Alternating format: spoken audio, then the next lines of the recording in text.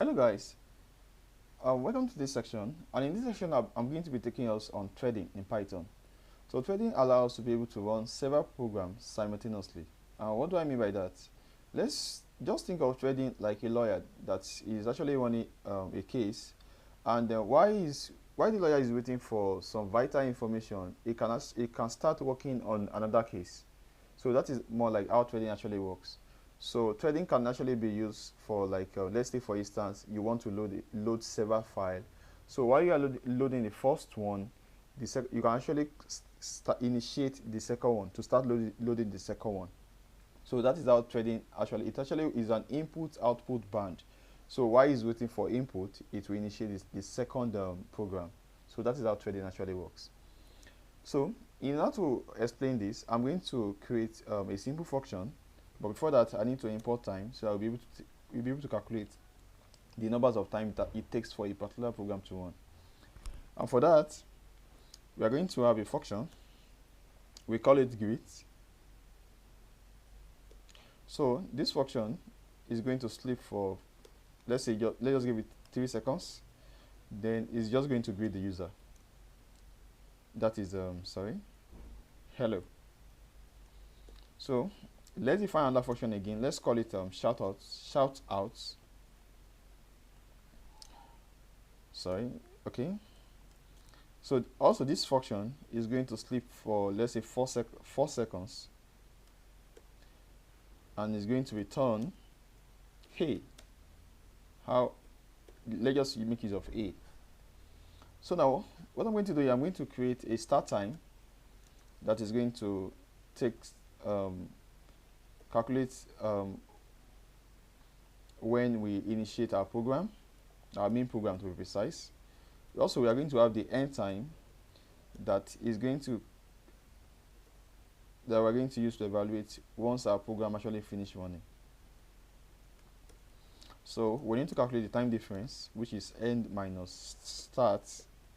Then we print out the time difference. So what I'm going to do here is this. Let me just call on the grid so you see that it's working fine. If I call on the grid now, it's going to wait for 3 seconds. Then it's going to calculate the time difference. So it actually waited for 3 seconds, and this 0.5 milliseconds is the numbers of seconds it takes, milliseconds to run the program. So if I call on the second function, which is shout out, and I run it now, it's going to wait for 3 seconds for the first one and 3 seconds for the second one, making 6 seconds. So just wait. So can you see that it actually wait for 6 seconds, and based on other factors, for it to run the program, the program was able to run like 7 seconds. Okay, it's actually 4 seconds, 3 seconds, so it's correct. I actually thought it was 3 seconds before. Okay, now is there a way that while this is actually waiting, this can actually start? So that is where threading actually comes in. And so for that, we are going to import threading. You don't need to install it, just import it. We are going to import threading.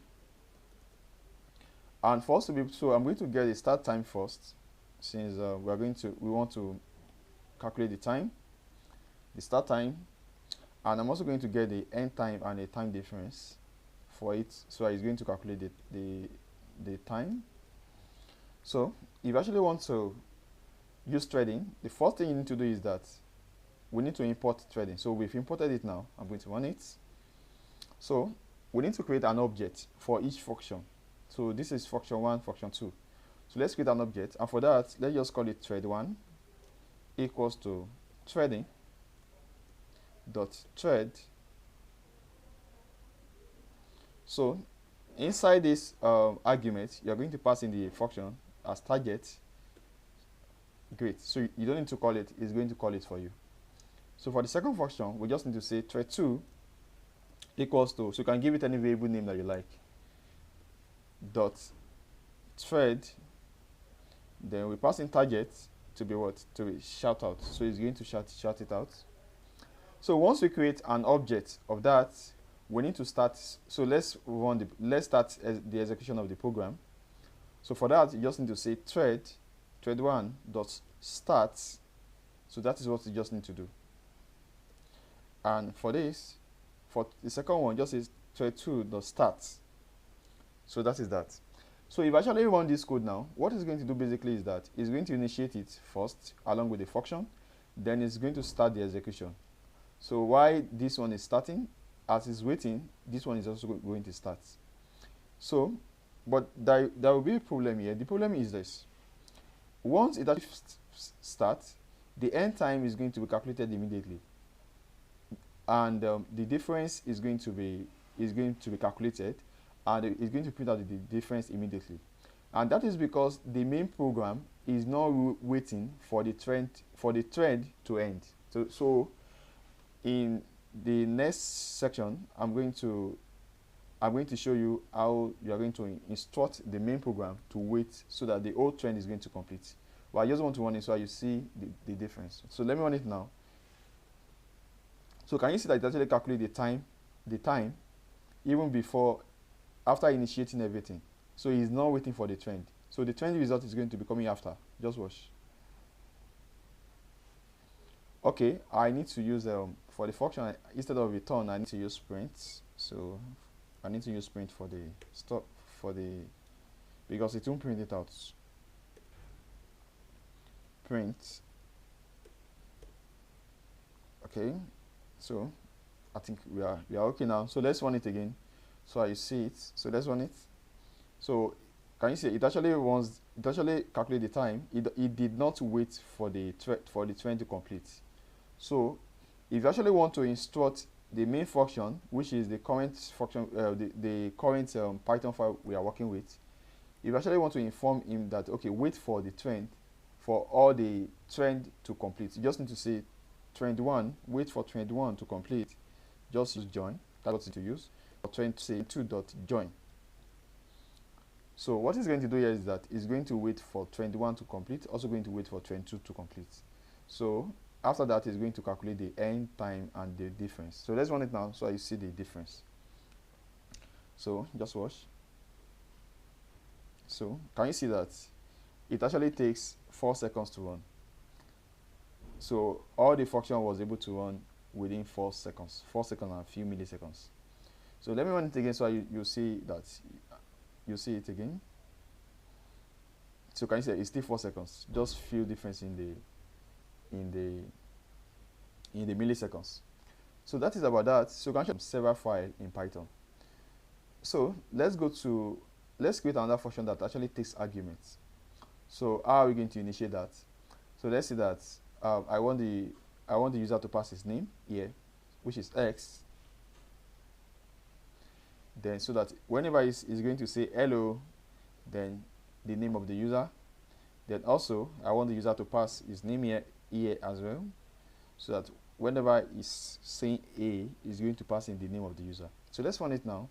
So don't forget, if I actually pass let's say Deji here, and I pass higher here, I'm going to, if I run this one does not take threading, so it's going to take time to run. Can you see hello Deji and hello IO? So it takes 7 seconds.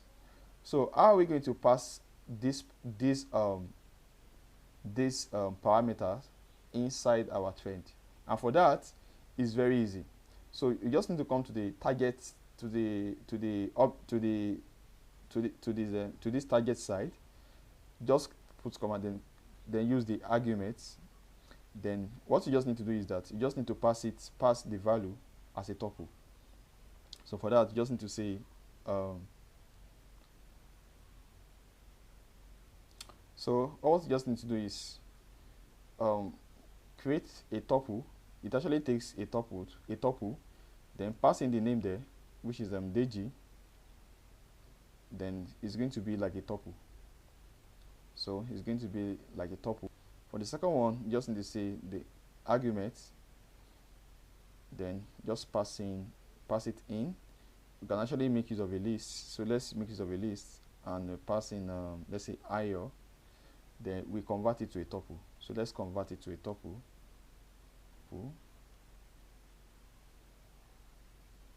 Okay, I think it's correct.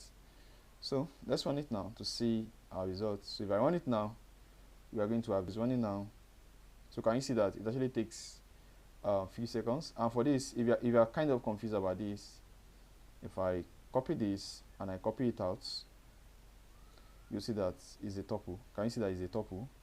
Because the reason why it's a tuple is that because of this comma. If I remove this comma, it's no longer a tuple. But there are various ways of defining a tuple, so you can actually use this. Then also, you can also call a tuple on a list, like let's say IO. So this is also a tuple. So these are various ways of defining a tuple. So what must be here must actually be a tuple. So I can actually have something like let's just say DG. So this is DG, but this is not a tuple. So if I want to make it a tuple, I just need to put this one there. So the moment I can actually pass several names, Yano. So this is actually a tuple. If I check the type, you're going to see that is a tuple. That is a tuple. So this is all about threading.